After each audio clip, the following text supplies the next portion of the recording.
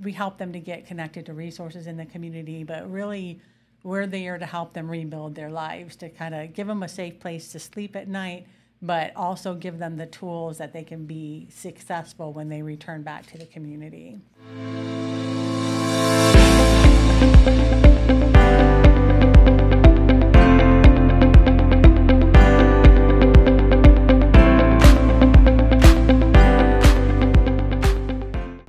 Buenas tardes, bienvenidos a un episodio más de Atlanta Dulce Hogar, este podcast dedicado a bienes raíces, vender, comprar e invertir.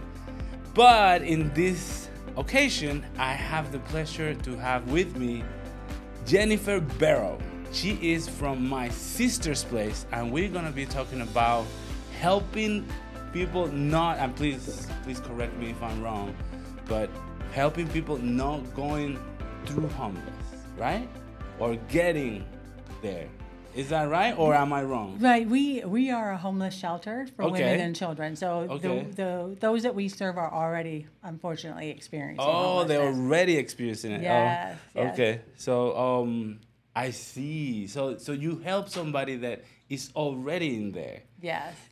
Okay. So it's not something like you would go ahead and be like, okay, if you do this, like, before going through there, no, right? It's something that is already experiencing. Okay, let me help you. Right. Oh, I see. Right.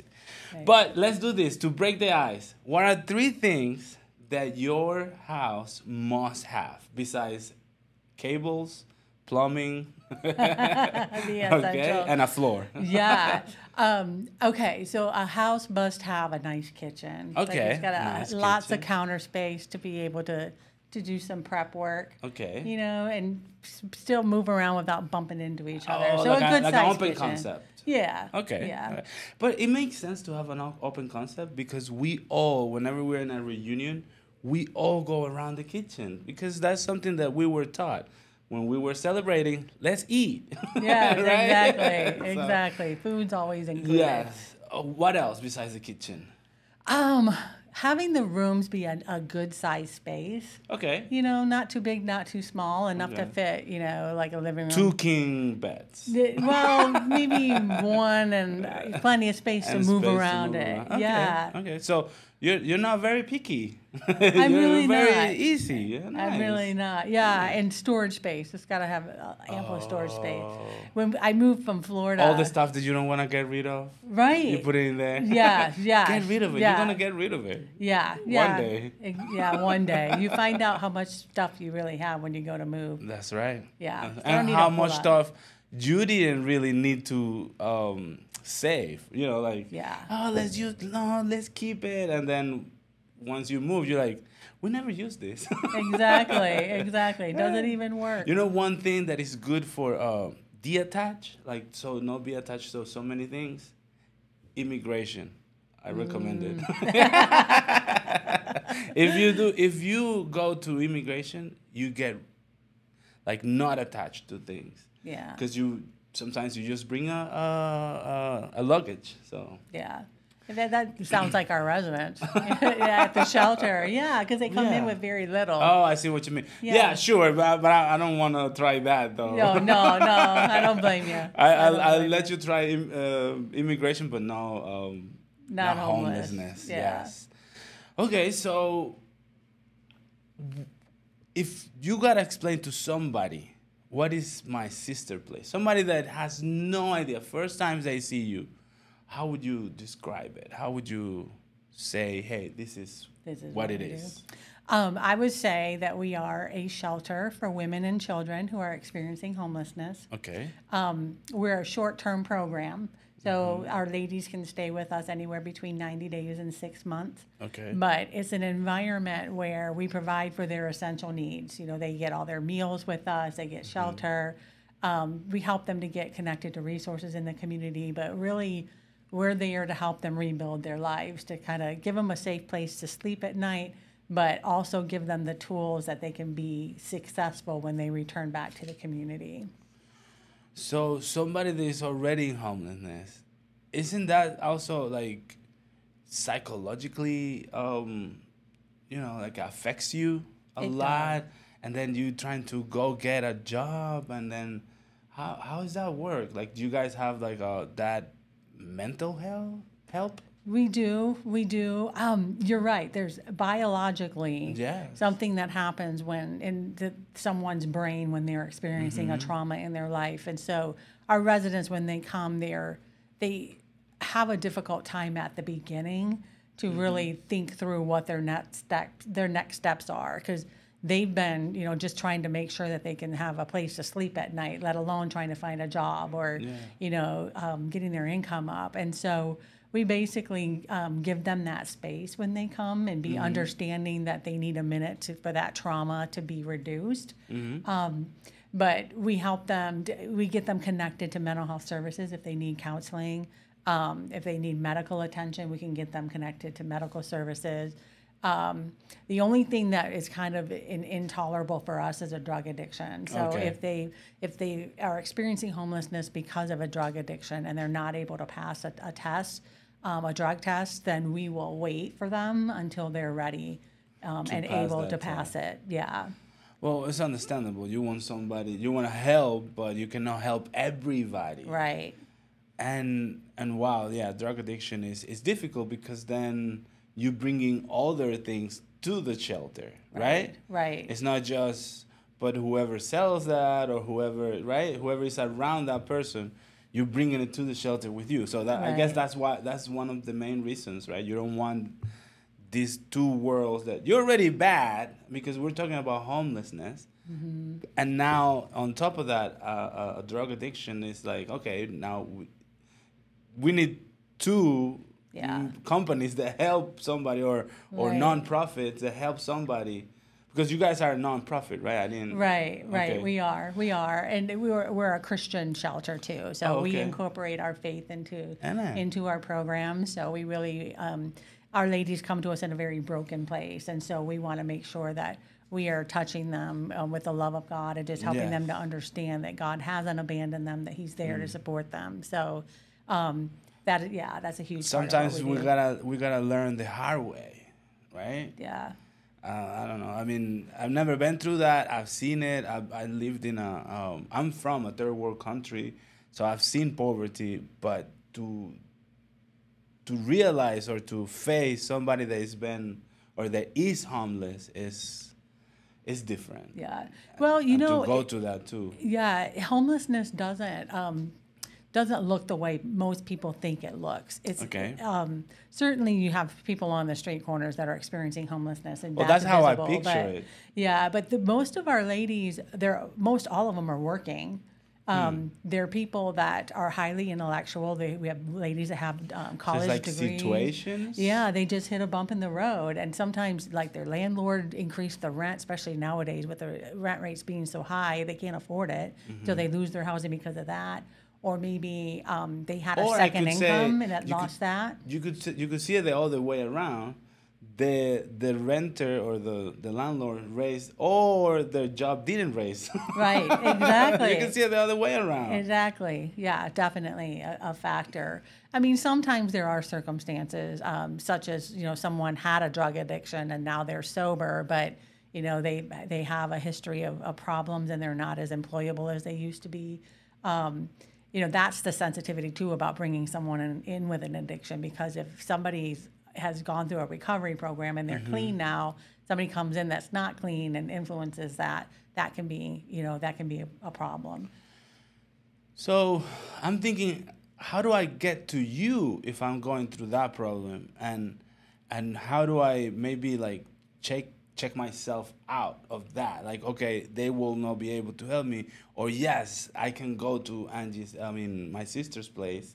What would be that click to know that if you guys can help me? Well, I mean, most all of our referrals, the majority of them are self-referred, meaning they did a Google search on a homeless shelter, or they heard about us. That's a self-referral. Sometimes other shelters, the people have extended their stay there and they can no longer stay, and so we'll get calls from other shelters. Yeah. Or sometimes law enforcement will contact us and ask if we have any beds available. But we're pretty easy to find. We get between 700 and 800 calls a year, of people. Yeah, looking We're talking for 2, 3 a day. Yeah, yeah. Wow, 700 to 800. Oh. Yeah, and it's gone up over time. When I first started with my sister's place 3 years ago, it was in the 600s. So now we're a couple hundred more. What do you think is the main reason women end up there? I mean, I say women because you guys, if it's a male, no, right? Okay, and I understand. There's so many women, sleeping in there with their children, but what is that? What is that main reason? It's just like they lost their job, or could be, or because you guys don't take somebody that has addiction. So I'm ruling that out. What would be that main reason that you have seen in the past few years? It's predominantly they're just not making enough money to afford the rent, or like if they had a roommate or something, it can be they've lost that second income from the household. Mm-hmm. In many cases, it's single moms anyway, and they're just not making enough money. The wages just aren't high enough to keep up with the rates in the community. Oh wow.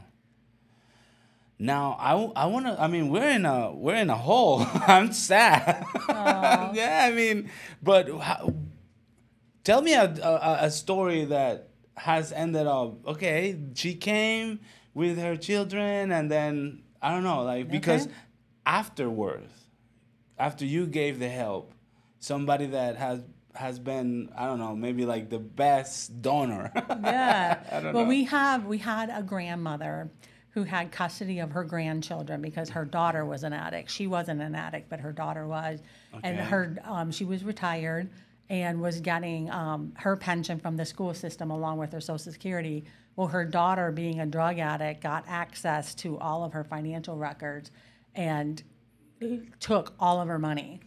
I set up an account so the Social Security money was going to her. And so this grandma with her grandkids were living in a tent in Gainesville when she was found. And so she came to our shelter, and she and the grandkids stayed with us while our case management team worked with her to get her Social Security straightened out, get her pension straightened out, so at least she was getting her income back. Mm-hmm. She moved into one of our transitional housing units because we have a couple of apartments that if a resident needs more time to increase their income, they can move into one of those transitional housing units and stay there up to a year while they're trying to find permanent housing. Oh, okay. And so once she got her finances straightened out, she was able to move in one of those transitional housing units and stayed there.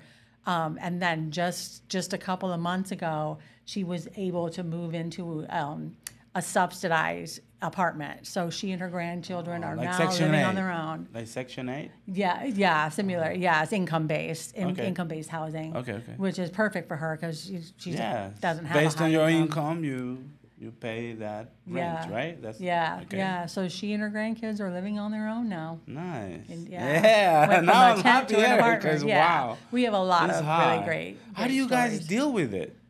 You personally, I mean, you and all the other people that help that is part of this amazing project. I learned when I met Angie. I didn't know before there were places like this, and it's like, how do you guys deal with that? Because it's story, and I know the story that it gets you, if you have a heart, and now being Christian, I'm guessing. Yeah. What do you do? You take tea in the morning? Well, I mean, honestly, being on the administrative side is more my strength, but I have a great team that works with our ladies. People tell you get the stories, I know. Yeah, they are hard. They are hard. You just kind of do what you can for each one and just give them the comfort and the encouragement that they need. And one step at a time. Yeah, and the reassurance that they can make it. That, it might take a few changes, but they can make it. And so it also helps them to hear the success stories. Habits, they help change your life. Yeah. And we train them. Yeah, we give them like money management training. Oh. So they're able to learn how to manage their money a little differently to help prepare for crises and to live within your means. Don't delivery every day. Right. Right. Don't exactly. use those apps every day. That's probably not a you good can idea. cook. You can learn to cook. Yeah. Yeah. Right? Well, I mean, if you want to order in, just budget for it. You know, Exactly. just have a plan. Yeah. Only on the weekends. Only on Fridays. Right. Right. But every day. Yeah. But every day. Every meal. Right. It's things like that. I'm guessing. I don't know. Like. Yeah. So you help them learn financials. Yes. Yeah. And is that something that comes with a class or just like a book? How's that work? We have an arrangement with Bank of America for their Better Money Habits program. Oh, okay. So there's actually a facilitator that comes to our shelter on a regular basis and teaches them that curriculum. Yeah, to know your ways to save your money, not Right. to waste it, right? Right. Is that the whole idea? Yes. Okay. And we do a budget with our residents too to really look at where their money is coming and going and give them one-on-one coaching on how to get it set that up. little spending is the one that hurts. That's the one I tell my wife that just one thing, and then you stop at the gas station, and then no, just give me one drink, and then you stop at the other gas station, and then no, just it's just little, it's just $2, but then it adds up to being a lot during the month. Yeah. Right? Yeah. Is that okay? Yeah, or if you want to do something special for yourself, that's okay too. Just plan for it and don't go overboard. There you go. You know? Okay. Yeah, set aside a pot of money for that.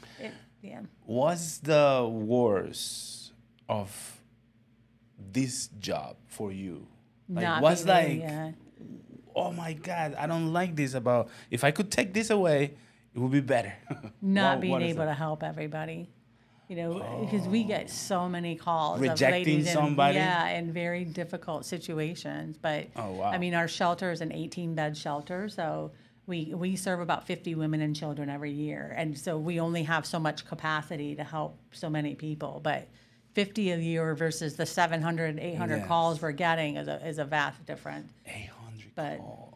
Yeah, but That's a turning lot. people away is really difficult. It's Yeah, I mean, you don't want to do that. It's just that you don't have the capacity sometimes, right? Right, And then right.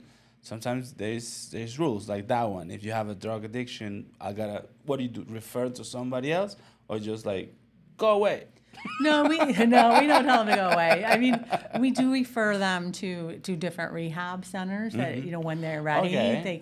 they can go there, and they're live-in centers so they'll have a roof over their head. Well, it makes sense because I think the priority right now is the addiction instead of the homelessness.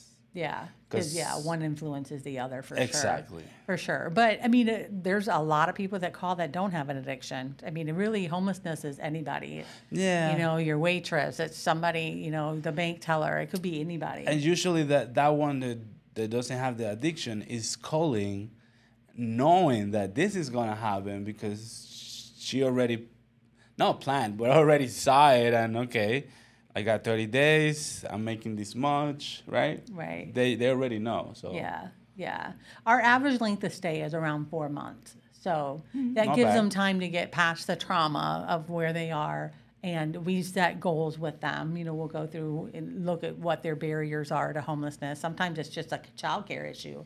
They don't have anybody to watch their kids so they can work. So we help them to overcome those barriers and then move them on to the next step. God, yes, before I was a real estate agent, I did Lyft, taxi, cab, right? Taxi driver.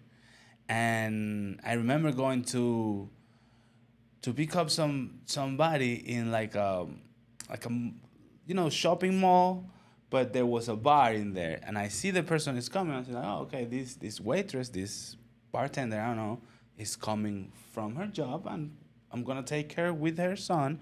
Weird. Why is the son here? And take it to her house. You picture when you see your riders, and then she goes on behind the driver. She puts the seat belt, and then she say, "All right, son. Now you get home and you tell grandma that da da da." And I'm like, wait a second. What do you mean, bye-bye, son? Like, oh, she just put them in your car and yes. laughed. Yes. That's scary. And she took, yes, and then she took the kid to, I guess, grandma. And the kid knew where he was going when we were turning. And that's part of that. Like, she needed to leave her son somewhere, but she needs to work. And this was at night. That's why I was thinking she already finished her shift and she's going home. But no, she started the shift. Where was she coming from? And those sort of things you see, but you don't think of homelessness. But it might be. It might be. Now that you're telling me, I'm like, okay, I can relate these two events and see, like, oh, she has nobody to leave their kids with. Yeah. It would happen to me if I don't have my wife. I don't know what to do with my kids. Yeah. Well, and daycares aren't open in the evenings or weekends typically. No. You know, so if you don't have the skill set, or if the job opportunity that you have is not a Monday through Friday, you're in trouble. Yes. In Gainesville, we do have a public transit system that will help move people around, you know, so at least they have transportation, but childcare is definitely an issue. It is. You know, this is a fact, maybe a fun fact. The only time the United States government paid for childcare was when they needed women to work. Hey, yeah. I don't know. That's the new rule. We just learned that. That was in World War II when all the men were. Yeah. Well, we have this as an issue going on right now, that the state is no longer issuing any kind of voucher or assistance for women that need childcare. Tax credit, unless they have a job. So that doesn't account for the time that it takes to go find the job and the interview and, you know, all of the other things. And then sometimes, like, for example, Sugar Hill Church, I go there, and every time, the daycare is affordable, because it's like whatever you can find out there, they charge monthly, but it's the same amount for a week in other places. So this is good. This is like, it's like $350 for the month, but it's from 9 a.m. to 1 p.m. But then you need to go at 8:30, or maybe, you know, to leave the child. So now your job has to start 9:15, maybe. Right. Like if you're really close to the church, if your job is close to the church. And then if they got to go there, I don't know, maybe the teachers will wait until 1:30, maybe. So you're working from 9:30 or 9:15 to 1:15. So it's like 10, 11, 12, it's 4 hours. Yeah. Where are you gonna live with 4 hours a day? Right. You can't. You can't. The system is not in place. Right. The system continues like if one income can pay for the whole house. Right. Sometimes it can't. It can't. Yeah. What's the best part about this job, Jennifer? Tell me something good. Well, just being able to help people, Yes, like that's Miss good. D that, was in a tent. She's now in her apartment. Okay. We can help them find jobs. We have one woman, her kids were in foster care. Okay. And she worked really, really hard on all of her goals and was able to get her kids back while she was in the shelter. So it gives them a landing place to be able to work through some of those struggles without having to worry about their shelter being a factor. Even to fill out a job application and be able to give an address of, where they're, where they can be found or mailed things to. Yes. So, I mean, it's little things that we can do for these ladies, one person at a time. Yeah. But our whole purpose is to restore hope in their lives, to give them a sense of purpose, and to know that their homelessness doesn't define who they are. And I think those are the impacts that we're most proud of. That's what drives us to do what we do, is because we have an opportunity to make a difference in their lives so that they can realize a better tomorrow and restore that relationship with the Lord if they don't have it, or they've misunderstood the relationship. We're just blessed to be able to be a part of that change for them, So yeah, just we can't save them all. We can't, help everybody, but we can certainly do one at a time. Yeah, they got a self and self too. So because I understand that sometimes it's life happens. Fortunately, I never been through it, but I've been underwater, and it's true. You just gotta take what you got out there and work and do what you gotta do to get out of there. Yeah. And it's nice that they can count with people like my sister's place. It's really nice. I didn't know about any of this. Again, I'm an immigrant, and I'm still learning the community and all the tools and things that you can have around and use it for your, because that's good. So that person put the children in foster care while she was going and doing what she could do to get out of there, right? Yeah, sometimes it can, the kids being in foster care can be because of the homelessness, or sometimes there's other factors that are there too. But if we can help mom to get her life together enough that she can meet the requirements to get her kids back, and we've had that happen multiple times. Have you had anybody come back again? Have you seen that? Sure. Yes. Because it's hard. It's really hard. And sometimes they can self-sabotage because they don't want to get out in the community and be successful, only to lose it all again. And so that they can be self-sabotaging. Yeah, that's a fear. Yeah. But sure, it is hard out there. It's or they think they're ready and they leave too soon. For some reason, they call it work, right? That's why it's hard. Yeah, it is work. If not, they call it fun, right? Yes. Well, I hope they don't. No, but I mean, like out there is difficult. Everybody's doing it now. Some people have to do more, some people have to do less, but it's not easy for oh no, he has it easy. No. It's work. Yeah. For that reason, we call it work, because we gotta do it, and it's something that we want to do every day, over and over and over again. Yeah. But then it's not given. Right. You gotta earn it, and I guess sometimes you need to also learn that. Yeah. But that's bad. I never thought somebody would again, but hey, we're humans. Yeah, they can. Yeah. And it depends on their circumstances. It really does. But we do have some that leave and do need to come back. But we do have 91% of our residents leave to permanent housing. That's a lot. And so, Oh, no, but that's a lot. It's okay to... We're not perfect, right? Right. So it's okay to, let me help you again. Now, if it's something that is every year, then I would say, hey, come on. Depending on the circumstances, we may let them come back, but we want to be able to help somebody that doesn't have those tools yet, because we do give them the tools that they need so they don't return to homelessness, but it's up to them to use it. That's right. So, we just want to make sure that we're giving fair opportunity to everyone that needs help. So we don't let them come back very often. That's right.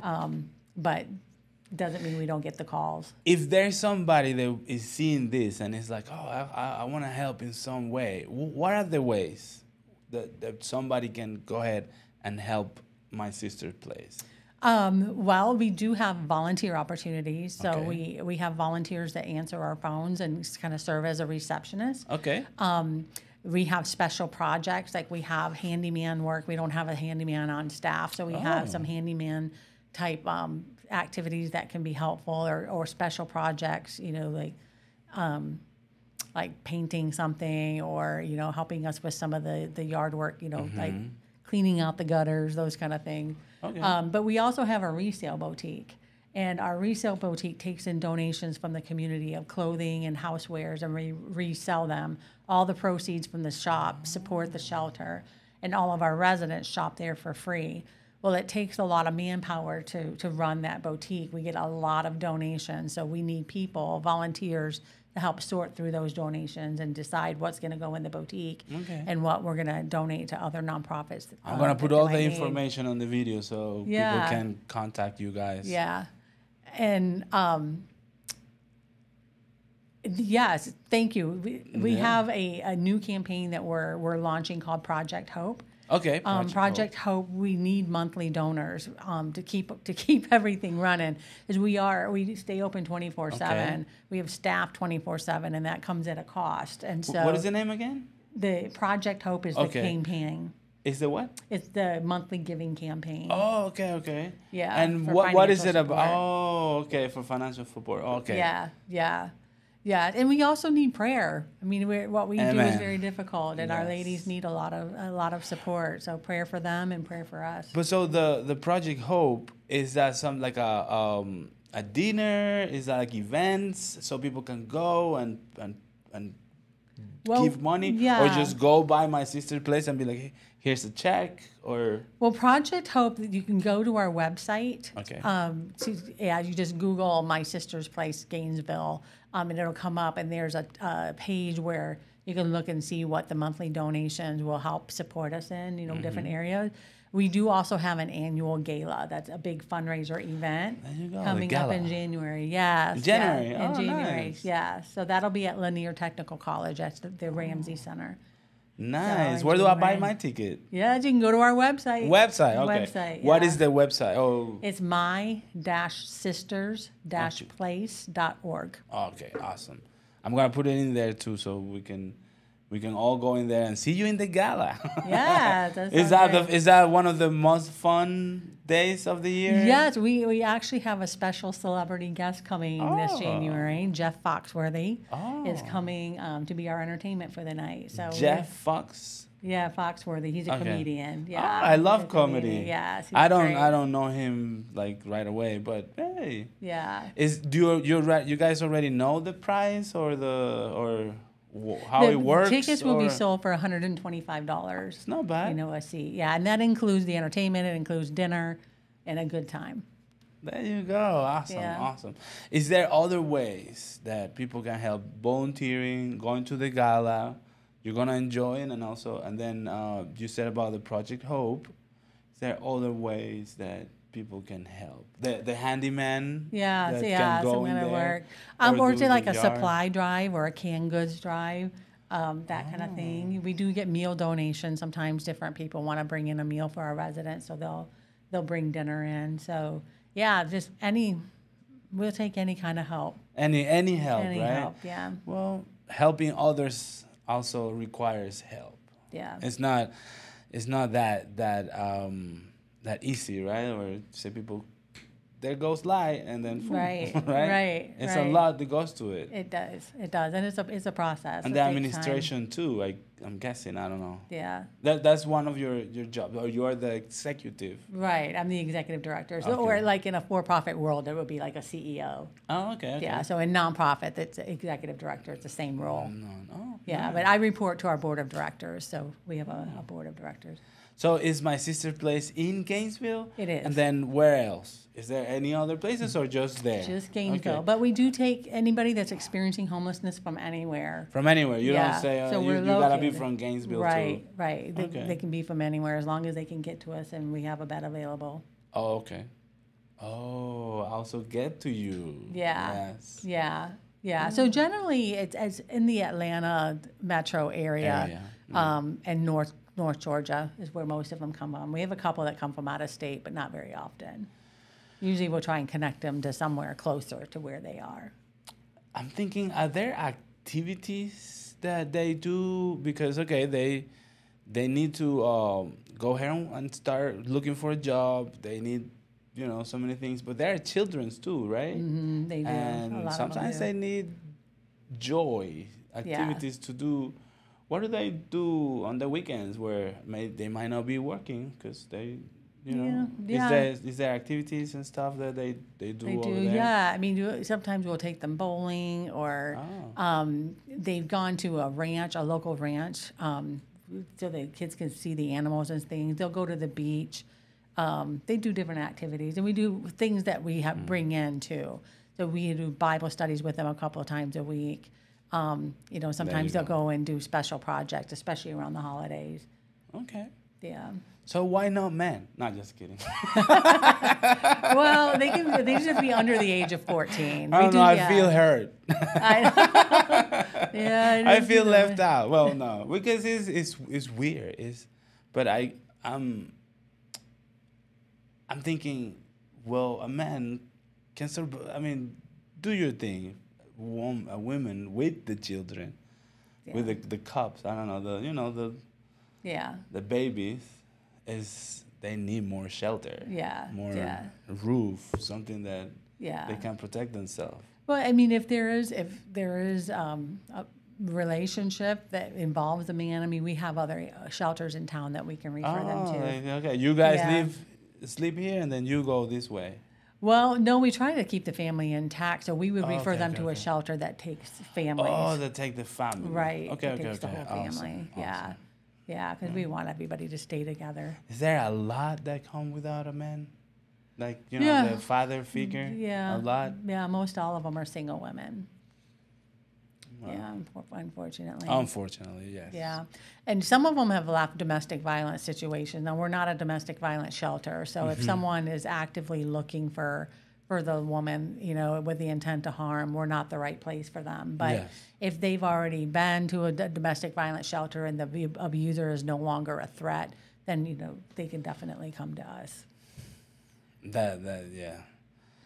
Hey, talking about this, sometimes you go to this hole. It's heavy. It's heavy. It is. It is heavy. It is. And I'm trying to keep it out, but it's wow. It's like, it is, yeah. But, there's so much good going on. Our ladies develop a sense of community. They have support. That's very important. Yeah. The sense of community. Yeah, and if their supports are in another state, and that they have a family member that says, "Hey, come and stay with me," and they need help getting there, we'll help them get there. Oh. So whatever it takes to help them to get back on their feet. Okay. That's what we do. You will never say, "Oh, that's not what we do," right? You're kind of saying that. You're saying, "No, we have our rules, but we'll never say that's not what we do. We'll help you. We'll help them like find get the there, right find the way. Right. We'll refer you. We'll." Exactly. That's nice because it's not like, okay, that's not what we do. Right. That's the worst thing somebody can say to me. Yeah. It's like, oh, I know, but you're a human. You're in the meat. You're in the, right.